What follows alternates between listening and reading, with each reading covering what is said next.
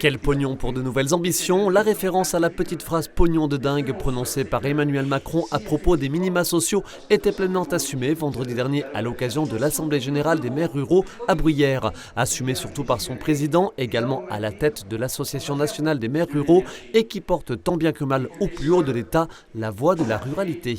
On a toujours obligation, nous, de démontrer que notre utilité, elle est très importante, que l'on représente 88% du territoire, mais ce sont des chiffres réels, et 33% de la population, et que l'on ne peut pas faire fi de cela. Et ça, il faut l'imprégner dans des cerveaux qui, quelquefois, n'ont pas trop quitté le périphérique, quoi. L'inquiétude du moment pour les petites communes, comme pour de nombreux acteurs socio-économiques, ce sont bien sûr les factures à payer au cours des prochaines semaines, des prochains mois. Un salut budgétaire qui passe par la chasse au petit gaspillage, mais surtout la recherche de grosses économies. Je suis président d'un groupe scolaire et là, on a prévu une réunion avec le personnel prochainement pour dire on va baisser un petit peu, peut-être d'1 degré, on va pas laisser la porte ouverte en hiver pour aérer parce que machin, etc. Essayer de faire une réunion de cadrage pour faire diminuer tous ces coûts-là. Tout ce qui est les petits à côté de confort ou même d'investissement nécessaire, on va étaler dans le temps. On va faire comme beaucoup, on est un peu en attente.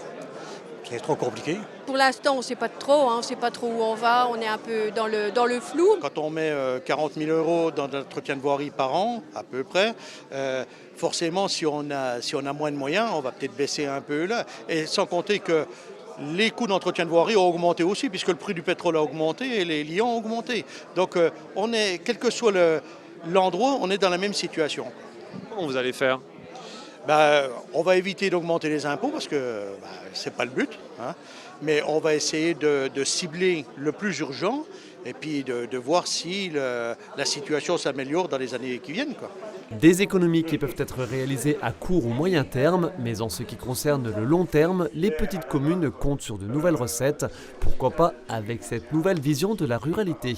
C'est-à-dire redéfinir la notion d'espace de territoire de manière à démontrer à tout un chacun que ce que nous gérons, nous, ça a un coût, et ce coût-là, il n'est pas valorisé. Il ne crée pas pour l'instant de ressources particulières. Autrement dit, on se dit, tiens, chez nous, tout est gratuit. Tu viens chez nous, tu peux aller en forêt, tu peux aller partout, c'est gratuit. Et donc, tout cela, à un moment donné, il faudra en tenir compte et il faudra se dire, eh bien, l'État qui a l'habitude de pratiquer une dotation par habitant, il faudra peut-être aussi qu'il pense aux hectares que nous gérons.